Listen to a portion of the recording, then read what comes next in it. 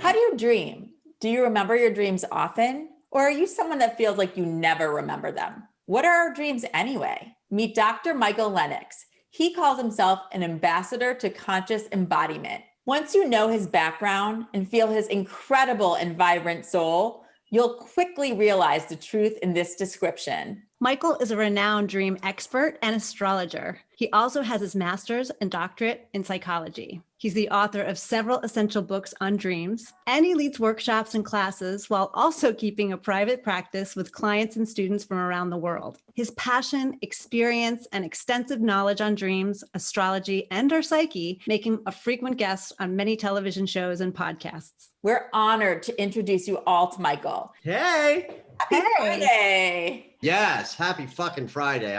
We're so glad we're doing this. Me too. I'm excited, actually. So you have your doctorate in psychology, and you were a practicing psychologist. Yes. How did the study of dreams and astrology come into focus? Well, that's a really interesting tale because I discovered dream interpretation as a teenager. And then I got my doctorate in psychology in my 40s. Oh, so the dream work came way before I went and changed my life by going to school. Like I was working as an executive in the entertainment industry. It was going to grad school that sort of the marking of I need to do something rich with my life in service. But dream interpretation started as a kid because I, would be in social settings and people would say, I had a crazy dream last night. And I had just read Freud's interpretation of dreams because it showed up on my mother's bookshelf because she was getting an MSW. I was like, wow, dreams, man. And so I would tell people in high school, well, tell me what you dreamed. I'll have something to say about it. And what would happen when I would do that is people would respond and their eyes would broaden. They'd be like, wow, that's fascinating. Now, I don't remember what I would say as a 16, 17-year-old dream interpreter, but I did later learn as I followed this gift that there was this universal language of symbols that I just got. My gift isn't that I know things, it's that my mind just works so fast that as you're telling me your dream, a story about the story is unfolding in my mind so that I can spit back to you the same story you just told me, but in the language of symbol and energy. And that's what would make kids' eyes wide in high school. So I kept doing it throughout my adult life. So by the time I got to grad school, I had already been seeing clients as a dream interpreter. I'd been doing workshops in Los Angeles, teaching people how to interpret their dreams. And I got a lot of flack in grad school about how you behold dreams as a therapist, which, people would say you should never tell people what a dream means. And I would be like, no, you should never tell people what a dream means, but I get to because it's a God-given gift. That also to me is very intuitive. Yeah, it's purely intuitive and it's a kind of thinking. Yeah. It's a kind of intelligence, a facile intelligence that I have. Which has blind spots too. Like I would drive to Playboy, my last corporate job, and I would pass Elm Street, Pine Street, Maple Street. It took me 5 years to see that they were all trees. Right? So like my mind won't work over here in a precise way, but over here it's like, why do you think we dream, Michael? Well, because I am half scientist, I understand that there's metabolic processes. The brain is creating short-term memory by sort of visiting everything that's happened during the day. There's a metabolic waste removal that happens in REM sleep, this bizarre thing where the brain cells shrink and cerebral spinal fluid fills the spaces in between. And when the brain cells stretch back up, that cerebral spinal fluid takes metabolic waste out of the brain, which causes, by the way, scientists to declare that dreams have no meaning because there's this functional aspect. But it's crazy that when we're in this state, we are open to this magnificent field of potential where anything is possible because we are God. So I think if there's a purpose to dreams, it's to connect us to the part of ourselves that is greater than our individual embodied consciousness, which is so limited by our thinking. It's how we survive. If we didn't have our thinking mind, how else would we not bump into the furniture? But when that mind goes to sleep, we are able to connect to our magnificent divine self. And I think there's a purpose in that keeps us grounded in our connectedness to our greater sense of spiritual consciousness. Wow. Great answer. Yeah. I mean, I've never heard of it explained that way. So then what do you think dreams are? I think they're snapshots of our unconscious mind at any given moment. They are a way of looking into the depths of us that is below this, remember, this conscious mind, like, put on a sweater, it got cold out, you're an asshole, that mind. But the deeper unconscious, which is our greatest part of us, is much, much, much, much bigger and richer. I think dreams allow us to see that, to be with it. Life is terrifying. Death itself is a terrifying thing about being alive that people don't talk a whole lot about. I love when I say to people, like, fear of death, and like, I don't have a fear of death. And it's like, oh, you mean you don't have an unconscious? You are, we're all afraid of death. But in the dream space, we go into the void. We go into the place where death is not a thing, where we are infinite. And so in that place is where our fears and limitations, where we say no to life, is down there. That's, I think, one of the values of looking at dreams, is that the dreamscape says, especially when nightmares are present, says, here's where I'm saying no to life. Here's where I'm saying no to expansion. Here's where I'm saying no to love. And if I spend some time with that dream, that scary dream that has risen up, I believe that loosens the grip of our fears of being our magnificent selves. So how come we can't all remember our dreams? Like, I remember maybe one or two a week. That's it. In some ways, this is technical in the brain. Think about visual stimulus. We are very visual beings. So we see with these things called eyes, and the brain has a spot that processes visual imagery.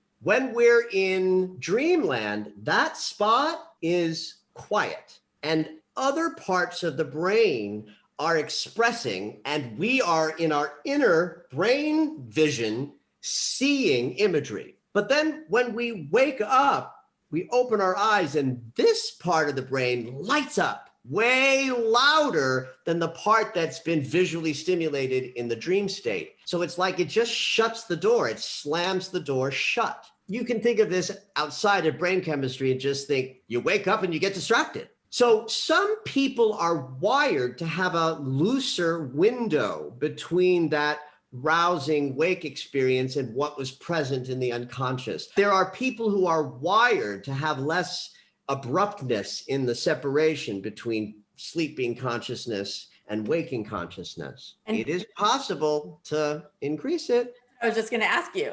Absolutely. I would say everybody can move themselves further into the sort of up the continuum of dream memory. The intention is everything, right? Intention is powerful, powerful, powerful. So anybody who wants to remember their dreams more, I say start with the intention. Make bedtime a sacred act. Ask your higher self, whatever that is for you. Hey, dreams, please. Second thing, gotta have the recording device accessible. Remember, once we wake up, we're going to be easily distracted energetically, and one part of the brain is going to shut down and the other part's going to wake up. So you want to be able to reach for the pad or the journal or the recording, device quickly right by your bedside. But here's the most important thing that I have never, ever heard anyone else say: write something down no matter what. Don't wait for the dream to go to the pad. Go to the pad, even if what you write is, I don't really remember any of my dreams last night. Then you wait a moment and you're like, fluffy cat, or nothing. But it's that act of going to the pad that I believe signals the unconscious to keep that window open. Would you say the most important dream of your evening is that last dream? Yeah. There's a belief, first of all, we do spend longer in REM the later the REM cycle. So the first, second, and third, you should see about 3 in a night. And that last one is the longest spent and closest to waking. So we are always going to remember more the dream we had in the morning. So then how can we start to understand our dreams, what we're experiencing, what we're seeing? This is the peccadillo of my work. If you come to me and share a dream and I offer an interpretation and you go, wow, that makes so much sense, and you have this really satisfying experience of you had a dream, you told it to me, I told you what I think it means, and you went, wow, yes. That winds up looking like dream work. But it's only one element of dream work. Dream work itself is just thinking about wanting to remember a dream and not remembering any is dream work. It's you saying, I want to know more about my unconscious. That's a powerful choice, especially in a world where everybody's, moving around like unconscious. So anybody saying, I want more from my unconscious is doing dream work. Remembering a dream and writing it down, that's dream work. What's happening there is now the dream is out of the ethers and onto the paper. It has more life because it's on paper and you're writing it. And then maybe you're reading it. That's having a relationship with your unconscious. So that's dream work. Sharing it with somebody else. Hey, Karen, crazy dream last night. Oh yeah, Robin, tell me what it was. That's even greater dream work because now you're taking it from the ethers to outside of you to sharing it with another human being. Working on understanding what it means, there's lots of techniques to do that on your own that are not about going to somebody and having them tell you, but sitting down, you might write out the symbols and words of association. There's all sorts of ways to do dream work with looking at what the symbols might mean. That's dream work. And to me, the most important, valuable, richest, most, yummy thing you can do in response to a dream is do something creative that reflects the dream that you had. Draw it out, write a poem, dance around your living room, acting it out. The unconscious doesn't understand our linear thought. It's a land of symbols. So if you draw your dream, the unconscious goes, woo, he's getting it. He's paying attention. Let's give him another dream. So the point I'm trying to make is dream work is not about knowing what your dream meant. It's about having a relationship with your unconscious. That you do that privately with your dream journal and suddenly out and about in the world, you wind up having a greater appreciation of the idea that we are unconscious beings. So talk about that. What is it? Your Sure. brain just trying to give you the same message over and over, and you're just not. Well, there's an economical thing that the brain will do. Like it's busy up there, right? So anything that it can do quicker and with abbreviation, it will do. So you will have come across some stress-related imagery that matches a sense of I'm not prepared. I'm not ready. I don't know enough, right? So it might be you're in your 20s and you're at your first sort of job and you wake up from this horrible dream of I can't find my locker. I didn't graduate from high school. Well, what's high school? That's where we learned how to be accountable and responsible. So that image winds up being a good image to reflect an anxiety of I'm not ready to be accountable and responsible. When the brain recognizes that that stressor and this inner image match each other, the brain will say, good, great, I got the shorthand. So it's like every time I'm stressed, that dream will come up. The movie Inside Out is like a primer of how dreams, memory, and the unconscious work, right? And so there's this whole little dream factory and they're like, oh, get the clown, because the clown matches, the fear. Everybody will have some version of this. So when someone shares that with me, I say, here's how it works. When you have that dream, your job is not to try to figure out what the dream means, because we already know what it means. You're stressed, you're afraid, you're anxious. You wake up and you go, okay, what's triggering this? What circumstance, what relationship, what obligation is causing this anxiety that brought this particular image up? Would you say that's the same for going back to your talking about your unconscious and when something from decades ago, a person that you haven't seen since you were 5 or 6 years old comes up in your dream and you remember that when you wake up, like, why did I see that person? What do they represent for me? What is that about? It just is making me think about, like, is it have to do with stress or have to do with something that you didn't deal with? One of the things about this question is it does point out that there are just multifaceted ways to look at like the why a person will come into a dream. So when I answer this question, I want to make sure that I'm also acknowledging that this is not the right way or the only way to work with who shows up in your dream. But it's the most valuable way as far as I'm concerned. We go immediately to the idea that if they're in your dream, they're reflecting an aspect of self. I don't care if you know them. I don't care if you're related to them. I don't care if they're a stranger to you. The easiest way to sort of figure out what that means is give yourself like 2 or 3 adjectives that describe the energy of that person. You know, are they warm and nurturing from when you were 5? Then you're dreaming about the warm, nurturing, safe parts of you. If they were awful or critical or violent, then you're dreaming about that aspect of self or that aspect of life. So there's ways of distancing yourself from the personal experience and get into the universal experience. And that's the dream work that I do. Now, cut to that they mean everything else as well. A dream about a person from your life is also reflecting your relationship with that person or your relationship with qualities that you experienced because of who that person was. I call that the outer circle of interpretation. So the inner circle of interpretation where it's just all you. And then that outer one absolutely is valuable and beneficial to look at. But because of the way that I do dream work, which is really usually fast and furious with a client here or a workshop there, I'm not interested in that outer circle because that's I need to know too much about you to be helpful and valuable. But this inner circle to me is actually more valuable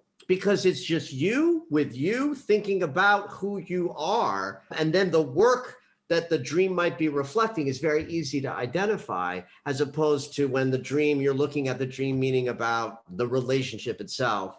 I just think that everybody as you is more transformative. Are there universal symbols though? Like my mom had a book too about dreams, and I remember like that, you know, you're losing your teeth, you can't run away. I think one of the things you're speaking to, Karen, is the standard universal dream image that everyone had. Like everyone at some point is going to have a falling dream, flying dream, a being chased dream, possibly a teeth falling out dream. I would say teeth falling out is about the 5th most universal dream. Really? But yeah, because like I had it from 25 to 35. It was the worst. And think about it. This is our center of communication. Teeth help us attract love with a smile. If I smile, you get, well, not that smile. That was a creepy smile. But in a warm, yummy smile, I'm going to draw love to me. I'm going to use my teeth to nurture myself by processing food. This is chewing, by the way, in case you were wondering what that gesture is.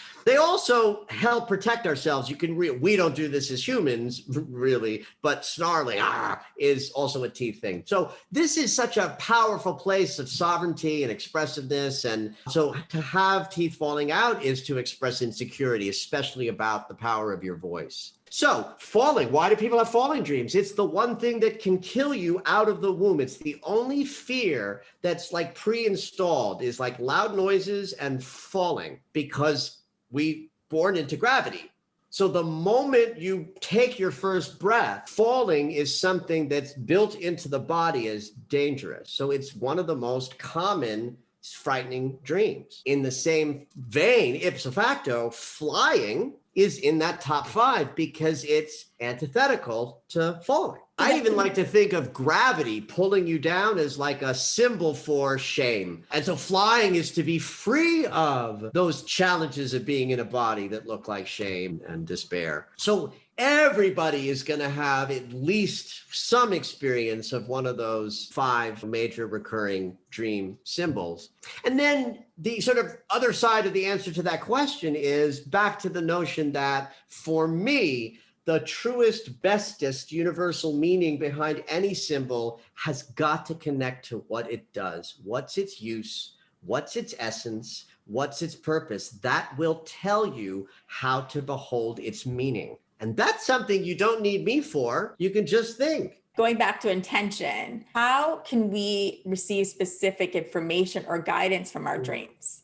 Petitioning is what that's called. I love this. I do believe in the dynamic relationship between conscious and unconscious. And I do believe that dreams is where it is most vibrant. It's like literally visiting the other party in this binary world that we are in, conscious and unconscious. You literally go into the unconscious in dreamland. So if that's true, that portion of our psyche has all of the answers to everything. It also has all of the mystery and all of the terror and all of the void and all of the everything. So it's not clean to get the answer down there because you got to dive into the void. But you can ask for information from your dreams in the similar way that we talked about. You set the intention. You got to ask. You got to be specific. Though I work with clients who petition their dreams just in a general sort of, please give me a dream that tells me what I need to know at this moment. The tricky part of that work is to trust the dream that comes. And if you say, oh, I don't think that dream answered my question, it's like,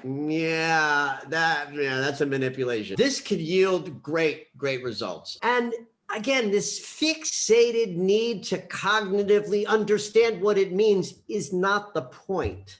The point is to be in relationship with the questions, to be in relationship with the mystery. And the need to have it make sense is an obstacle. You want to think of those moments of great clarity as like the fun benefits that happen now and then. The relationship is the point, and now and then the relationship will yield something clear, precise, and yummy. I don't know. I know I needed to hear this. So I'm sure others did too, because, we don't stop and really think about this relationship within, it's a relationship within ourselves. It's a relationship. And we take them for granted, right? It's like, oh yeah, I just had this dream. And you kind of move on. You don't. Oh yeah, what do parents say to kids all the time, which I would like to stop every parent from ever saying this. It's just a dream. Imagine you're a child, you're in your beautiful unconscious relationship, and it's terrifying because it's a nightmare, and you're having a real experience of your own self with self. It's powerful, it's profound.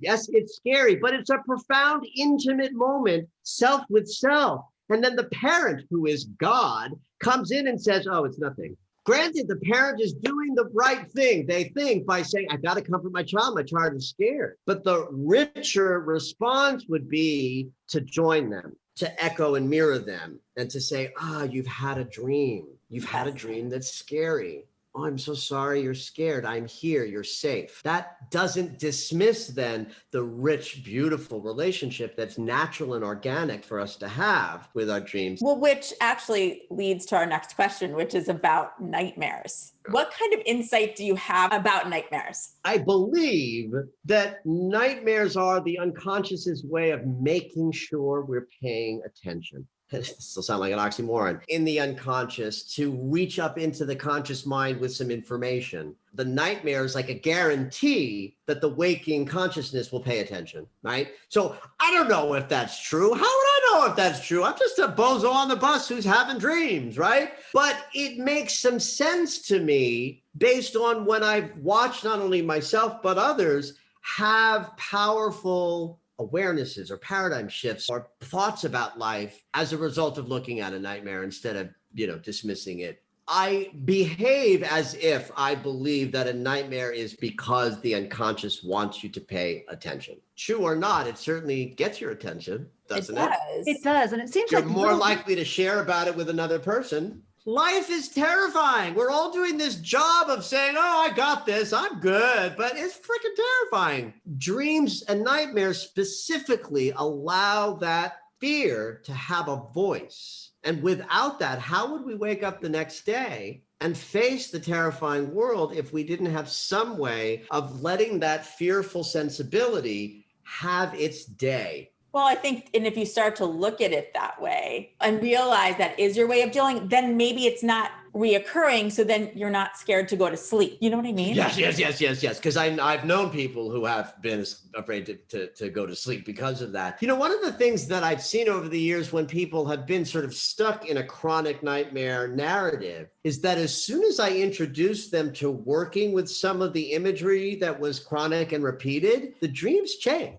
All right, well, let's talk about lucid dreaming. I want to know what you think about that and advice for those of us who might want to try it. So I personally have never been really drawn to lucid dreaming as something to chase. I will say this, I have had 2 full-on lucid dream experiences in my life, one of which was like so numinous, it's one of those things like I could die the next day. Like I could die happy after that experience because I was in a dream as awake as I am right now. It was unbelievable. And I was even like, I'm in that room and I'm sleeping, but oh my God, then I had another one, wasn't quite bright reality. There was sepia. It was like sepia tone, but it was just as conscious and lucid. There were 6 men sitting around a picnic table. And I went up to them. I said, you know, we're all dreaming, right? Like we're all actually dreaming this. And they were all like, yep, we know. Wow. So I get why people would want to chase that, because those experiences were amazing. So what is it? I'm not sure I know, but there is this idea that this conscious mind that goes to sleep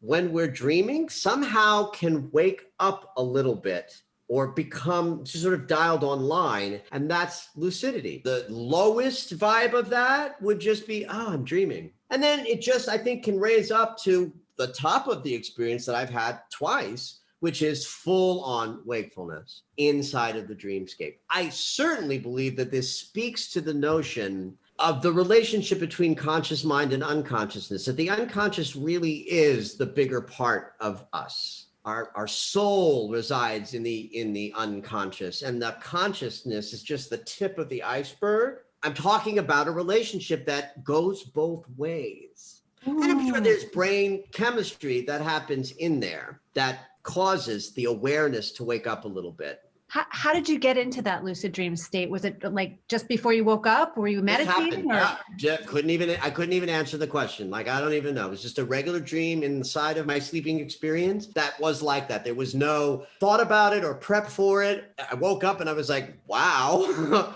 And that was sort of it. I received that as, thank God I know the possibility, so that when I'm interacting with somebody who is interested in lucid dreaming, who does want to chase the experience, that I know it. So there's one technique that most people have heard of if they've looked into this at all, which is the idea that you look at your hands during the day with the intention to seeing your hands in your dream state, so that when you do, you'll be sort of shocked into an awareness that you're lucid dreaming. What I love about this, when I first heard this, I was like, well, okay, sure, whatever. And again, I never practiced because I wasn't interested. When I went to grad school and I studied brain chemistry and learned that in REM sleep, one of the things the brain is doing is going over every single thing the brain collected in data during the day. It has to, because we've collected all of this material through our senses. And if we don't offload some of it and turn some of it into memory, we can't function the next day. Mm-hmm. So one of the things that the brain is doing is like, oh, this is important. That's a memory. The rest is irrelevant. And to know it's irrelevant, it has to re-experience it. This is why so many dreams at night include material from your waking life. So if you look at your hands every day, maybe 20 times, and go, oh, I'm going to remember this in my dreams. Oh, I'm going to remember this in my dreams. Oh, I'm going to remember this in my dreams. Eventually, at night, asleep, in your dream state, when the brain is going through data from the day, it's going to go, oh, and you're going to go, oh my God, this is it. This is what I'm waiting for. I'm lucid dreaming. Yeah, I have some friends who are going to really love hearing that. I had a client did a 4 or a 6 week lucid dreaming class where a group of people were in constant consideration of this over 6 weeks. The goal was to interview a dead famous person. And this client said it was Marilyn Monroe. I don't know why I'm getting emotional telling you this story. So he spent 6 weeks intending. And I'm sure there were probably techniques of writing and meditating, but specifically focused on like a maniacal intention idea to have Marilyn Monroe come for an interview, not like just Marilyn Monroe in my dream, Marilyn Monroe to come for me to interview her. And after about 5 or 6 weeks, again, this makes me emotional, he had the dream, and Marilyn Monroe came up, sort of had a chair and said, I'm here for my interview, and sat down, and he interviewed her in his dream. I have the chills. Yes. Yeah, I got emotional telling you this story. And again, if I try to figure out why, it's because I love the thin veil. There's something profound. I was going to say, because there's resonance, there's truth in that. Yeah. I think we all believe, right, that we can Yeah, that we the other can side. connect, that Yeah, we and can so- connect, and the veil is Yeah. thin, and yeah. it's And what a powerful. wonderful thing if somebody wants to interview their higher self or their grandmother that passed away, like people that are That's right.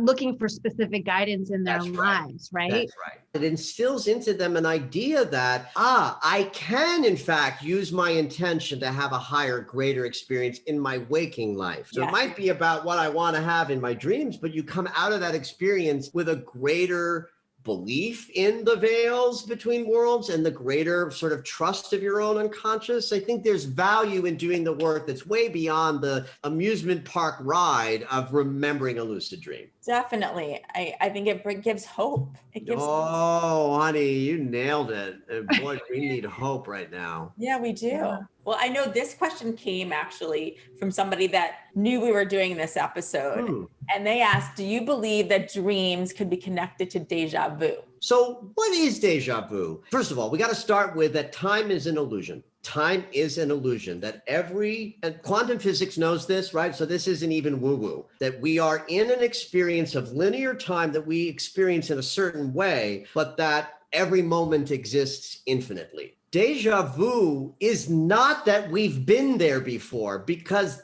that's not possible. But time does not exist. And the sensation that I can imagine if I could live in that consciousness would be, I've been here before. Why? Because I'm here in eternity. I am infinitely in this silly moment of opening my door while the car screeches and the bird flies by. And so the veil of that perception rips open for a moment as I open the door and the car screeches and the bird flies by. And I say, I've been here before. And we call that deja vu. If that's sort of what deja vu is, it's the conscious mind, the waking mind that is time itself. This part of our consciousness is a day-to-day building of time. It's not real, but it's how we navigate the forward movement. And so this goes to sleep. And we are then connected to the infinite consciousness where there is no time.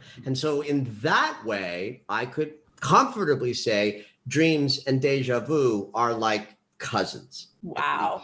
That answers it. I think of deja vu in that same way. And then I always say it's a blip in the matrix. Blip in the matrix. That is the short answer to the long answer.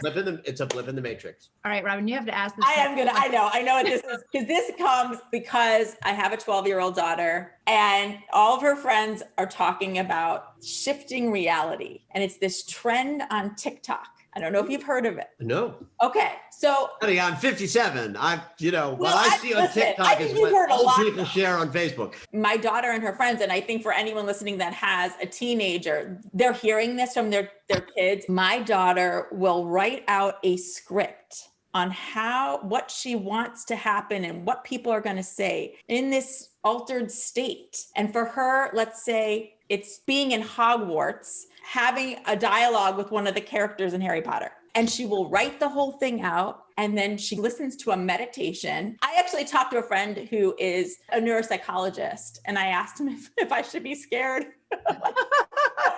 And You should be delighted. I think you should be delighted. I'm like, what is she doing? And he said, you don't have to be worried about this. Yeah. But I thought I would ask your opinion on that too. Oh my God. And first of all, it gets me excited. Second of all, it makes me want to talk to young people.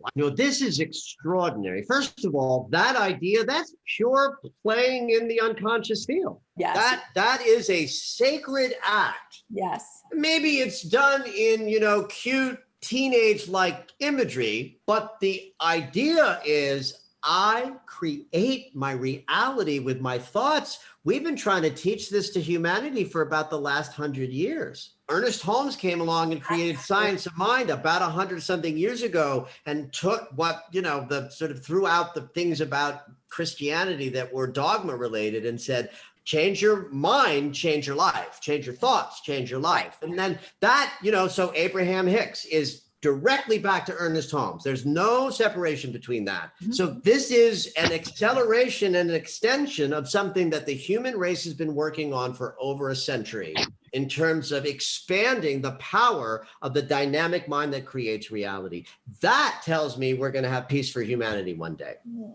That's how we'll have peace for humanity, when enough people on the planet understand that their thoughts are creating their reality, and thoughts in congruency with the heart and the feelings become form. And when enough people know that, then enough conscious people can say, well, let's create a new world by more people joining the inner experience of outer expression of peace for humanity. And it starts with 12-year-olds experiencing Hogwarts.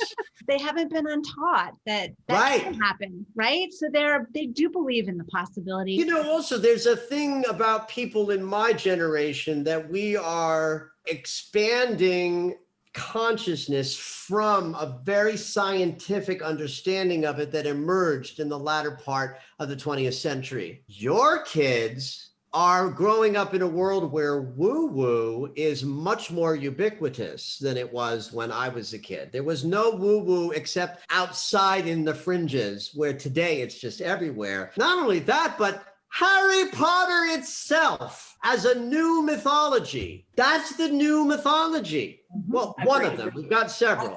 Agree. Star Wars, Star Trek, Harry Potter. Yes. And Harry Potter is the newest, the most modern, the most recent mythology. And what does it say? It says we are magic and we can create anything we want by simply focusing our intentions in that direction. This gives me great hope for the future. And I believe in peace for humanity. But when I speak about it, I'm thinking generations ahead. And most people think we're going to see it or not see it in our lifetimes. It's like, if you're working for peace that you want to see, you're doing the wrong work. You got to plant a tree you're never going to sit under. Well said. All right, let's talk about dream circles. What are dream circles? Dream circles are gatherings of people who share dreams at the community level. They're rich and beautiful and fabulous. When I do a dream circle, it's a little bit different than what's considered a dream circle out of the tradition of what's called depth psychology.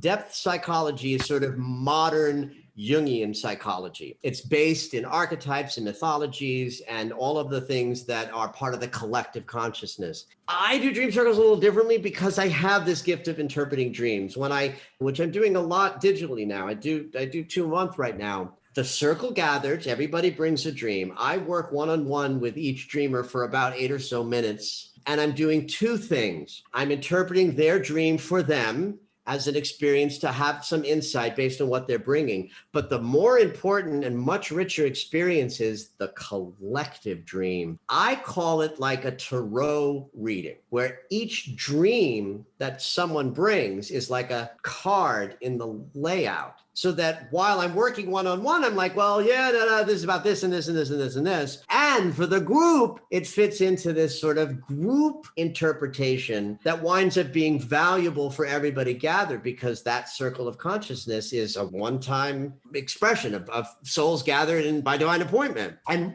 once I started making sure that the order that dreams were shared in was random and universally picked, that's when they started to cook with gas. It always happens that the story that's told by the gathering circle is driven by the order that God chooses the dreams are going to go. The thing I love the most about doing dream circles is I think we've been doing this for thousands and thousands and thousands of years. What did we talk about around the fire before there was, the Real Housewives of the Serengeti? I've never thought about it that way.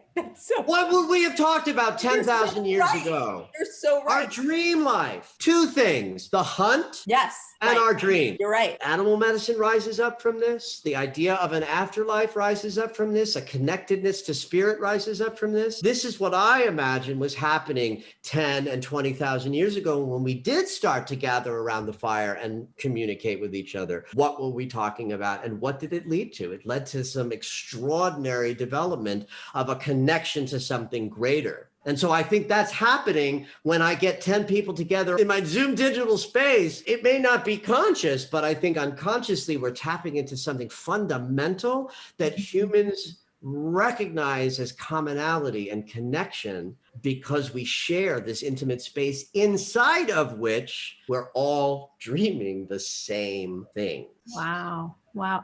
Do you feel, Michael, now that people are dreaming more, that they're home? Yeah, absolutely. I know this because it's being chatted about out in social media land. So I put a Dream Circle announcement out and it sold out in an hour. So I was like, I put another disc on my, another date, and I sent out a second email. I was like, all right, I'm doing another one. It sold out in 2 hours.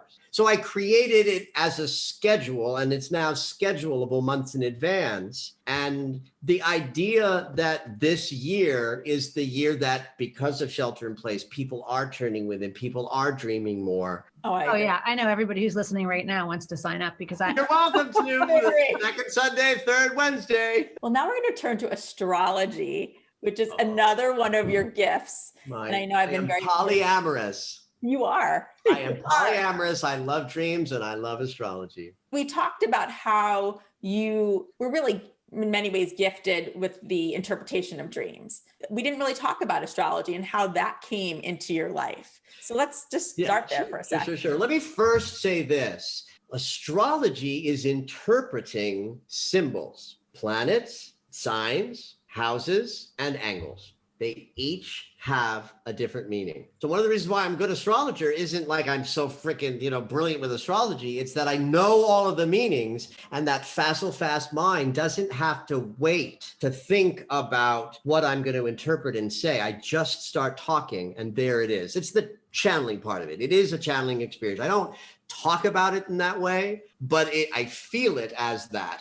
And in fact, I can go into a spin of channeling when I'm working where it's like, oh, wow, he's channeling, where the hands start to fly around and my eyes close a little bit. So that's important, I think, for people to understand that that's what astrology really is just the archetypal interpretation of astronomy. Similar to dream interpretation, which was something I simply discovered I could do. Astrology was a little bit the same way for me. I was about 25 and I was gifted an astrology reading with Rocky Gardner, the astrologer from the LA Weekly. At the time, she would make a copy of the chart for the client, which you had to do by hand back then. It wasn't like a computer. She had to sit with the book and say, oh, there's.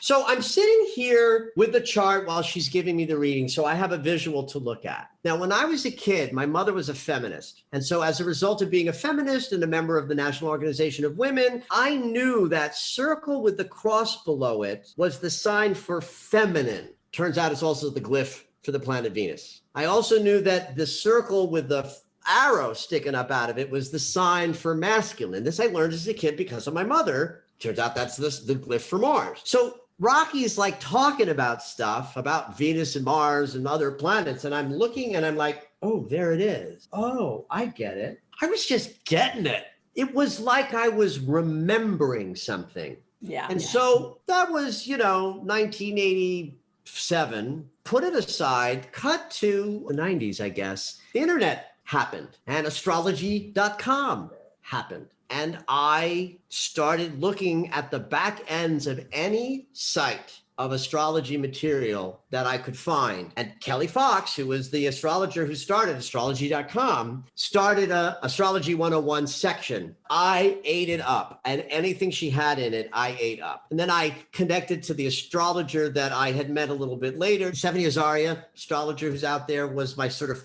first teacher. So in those years, I became so obsessed that I just spent every free moment studying, reading. The internet was expanding and people were putting material out there. And then I found Stephanie and I had some private lessons with her and I took some classes with her. And she did a daily thing that I do myself now that I read for years. I'm not quite sure how it happened, but there just became a moment when it just exploded open for me. And I just crossed the threshold into being able to hold space with a person in their chart. And that was about 25 years ago. And when I went to get my doctorate in psychology, I just knew I didn't want to be a psychotherapist, certainly not a full-time one. Suddenly I had this way of holding space with people and a little bit of ballsiness, started doing it and found that something happened that made people feel like they were having a valuable experience. I suspect that the level of which I was operating 20 to 25 years ago was very paltry. But I did no harm And I must have had something coming through me that was helpful and valuable. You know, half of what happens in a session is the wisdom, the intuition that comes through. And that doesn't need astrology to operate. Astrology readings is like the bread and butter of my business, of how I work. And I love astrology. Well, watching you give Robin a reading, she shared with me Oh, a video. I did.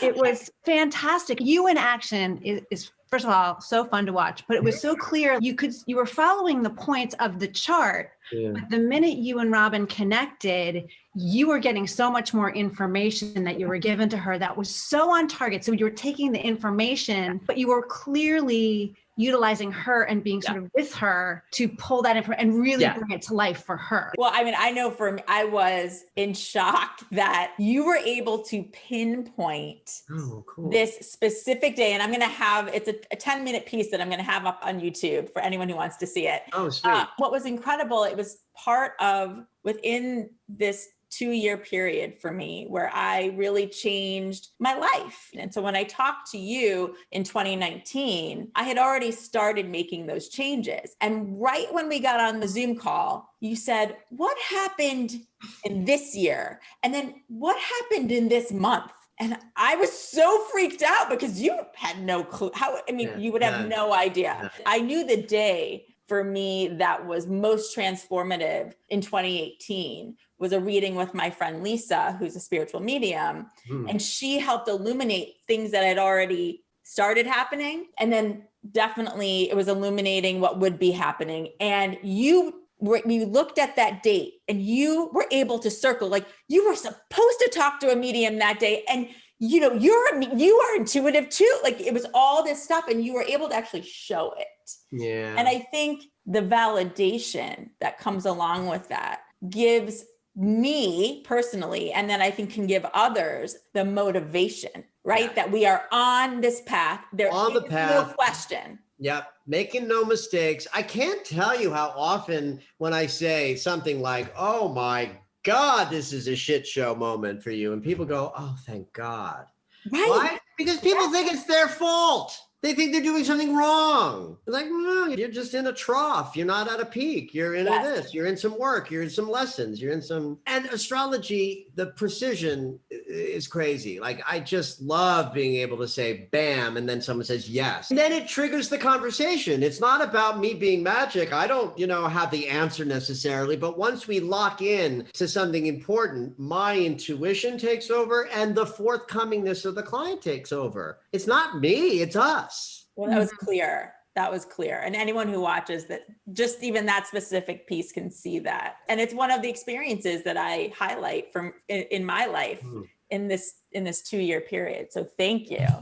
And which leads us also to one of my daily spiritual resources is your Astro Alerts. Ah, yes. I mean, people listening or watching, they're not horoscopes. Yeah, they're not horoscopes. And but yet they're so eerily accurate. Yeah, well, because it's real astrology. Right. First of all, let me say this about horoscopes. Horoscopes are nonsense. They came about because Princess Margaret was born last century and an astrologer wrote a prediction based on her chart about her childhood interference turns out to be her uncle abdicated the throne, and it was accurate. And suddenly the tabloids were like, oh my God, we got to do something about astrology. And some astrologer would have come around and said, well, the sun sign is something that's calendar based, which means we can actually alert people to what their sun sign is based on their birth date. And so now the world starts learning about sun sign astrology between like 1935 and 1950, because every newspaper in the world by 1950 had an astrology column with the birth sign and months associated with those signs. That makes the world think that sun sign is everything in astrology, but it's not. It's one of the least interesting planets in the chart.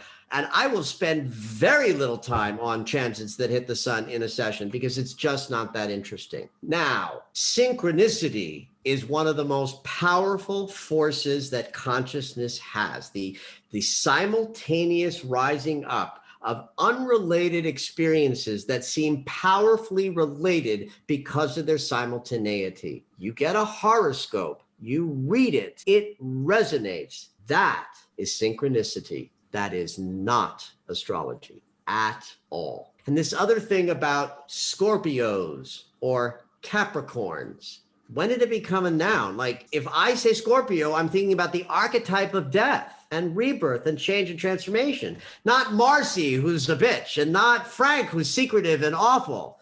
So the daily astro alerts are powerful because they're describing the actual energy of the day involving all of the planets, including the sun, but it's not guided or directed towards you and you and you and you. I've had people cancel because they thought they were getting a horoscope. It's like, it's not possible. First of all, if Pluto is out there doing something heavy and the horoscope writer says, well, this is going to be good for Virgos and Tauruses because Pluto's in Capricorn, an earth sign, that might be true if their sun is placed anywhere near where Pluto is. But it's like, if you're a Virgo born in the first half, the Pluto thing isn't touching you at all. So it's completely irrelevant. And what if Pluto is squaring your moon, your emotional center, and your unconscious archetype, and you're wildly depressed because of that? And you read the horoscope, and it's like, you're a Virgo, you're going to have a blast. And it's like, I don't feel like that. Why? Because it's not accurate. So what I'm writing about is the detailed explanation of what the planets are doing day to day. And when retrogrades are present, I'll say, go back to August, 2nd and look at, September 3rd, because it'll relate. And people are like, wow, this is accurate. Now, it takes a while to learn how to read them. Yes. Yes, I would agree. Very, very dense. But I'm a teacher at heart. At heart, that's what I call myself. So I write to teach. Keep reading. Within a couple of months, you will know what I'm talking about. And I love it. I love doing it. I am so grateful that you do them. Some days I read them at the beginning of my day. Right. Some days at the end of the day. Yeah. And sometimes at the end of the day. And there's just so much truth in them. And I think it goes back to even what you were talking about with the dream circles, because I think what you're able to have the collective. That's right. Collective, and you are channeling. I mean, in addition to the real astrology there. Yes. What I write is a channel. Like I read old astro alerts and I have no connection to the words. I do not read what I wrote. I will read stuff that I can't believe I'm going to say this out loud. I have read lots of shit that I have written and said, wow. I get it, actually. So I don't feel ownership of it. There's a funny thing that happens a lot in the dailies when certain energies are present that cause me to say, warning day, watch your mouth. I cannot tell you how many emails, direct messages, and responses on Instagram that I've had is like, thank God you said that. If nothing else, get the daily astro alerts to know when to shut your mouth. True. I was just going to ask you, how does astrology influence your day-to-day? Changed a lot over the years. One of the things that is true about this body is that it is wildly animated, which you've probably figured out by now. Which we love. Thank God, because I came up with some shame about how big this energy is, right? How many times was I told, quiet, you're too loud. Like, okay, not too loud, just loud. So because of this wild energetic sensitivity I have, I grew up with a feeling sensation that I was always sick. Like that was a narrative I had. My father was always sick. He had syndromes. He died at 62 with all kinds of bone softenings and no villian.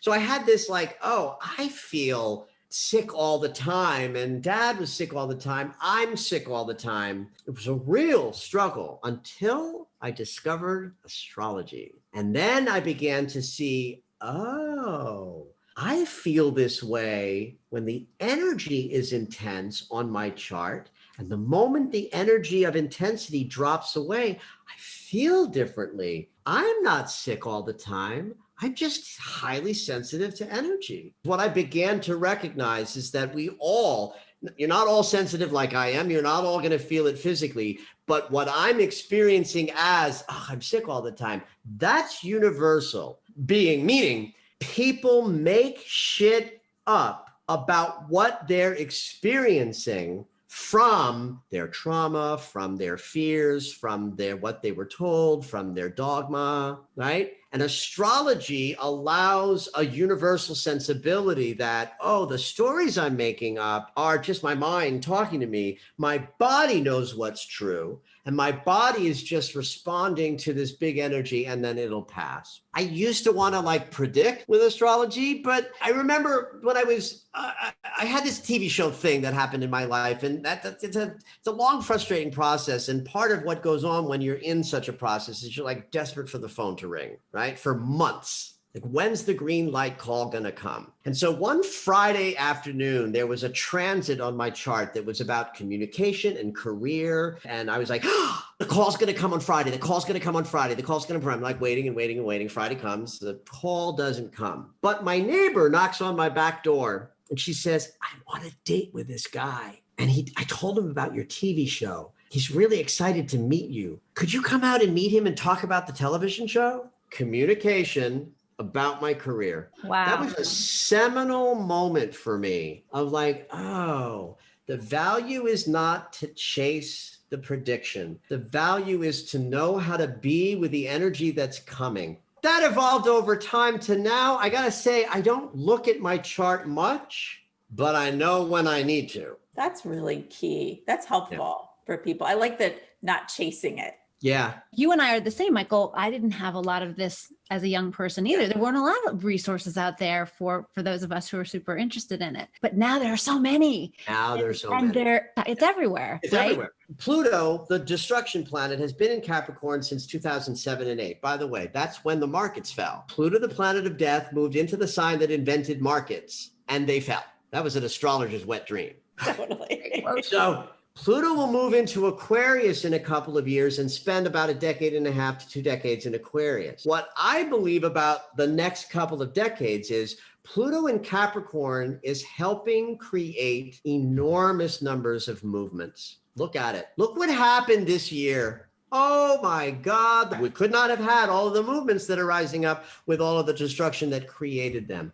But they're separate, they're segregated. You got this movement and that movement and that movement and that movement. Aquarius is the energy that created one unified consciousness, one world, the new world. So when Pluto moves into Aquarius for the sort of 15 years that starts in about 3 or 4 years from now, I think we're going to start to see a coalescing of movements become a movement, a humanistic movement towards care for all.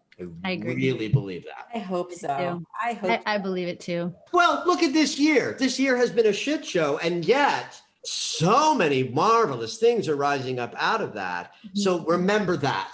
Definitely. It doesn't come without the destruction. And if you think it's gonna or you want it to, stay asleep, because it ain't gonna be that way. But those of us who are operating in that world, we will take that energy of Pluto and Aquarius and we will make peace with it while the world is also falling apart into destruction. Both have to happen. You can't have one without the other. I'm gonna focus on the peace. Definitely. And you think about that individually on our individual journeys. And if you look at someone's birth chart, you can see where the destruction individually happens in a lifetime. It has to happen. It has to happen. You have to have the destruction in order to have the breakthrough, right? And so that's where we are collectively. We're just seeing that in the world. Yep. Yeah. Well, thank you. What a blast. I mean, I learned so much today. But the energy that you bring to this, Michael, is so great. It's totally somebody who is tuned in. What is it? Abraham says, tuned in, tapped in, turned on to their purpose. And we just feel that. And it's just so great to be able to share that with people so that they can see someone who's had this sort of seeker journey and has just embraced who they are. And the gift that you give, it's a light. It's totally a light that you're sharing with us. So thank you so much. I am moved to hear that, and I receive it completely. Good. You're I welcome. look forward to talking again. Yes. Anytime, any subject. Thank you. This was so much fun, guys. I can't wait to share it with everyone. I know. All right. We'll talk to you soon. Talk to you soon. Okay. Bye. Bye. You can find out more about readings, astroalerts, classes, and Michael's books at michaellennox.com. You can also follow him on Instagram at Dr. Lennox Dreams.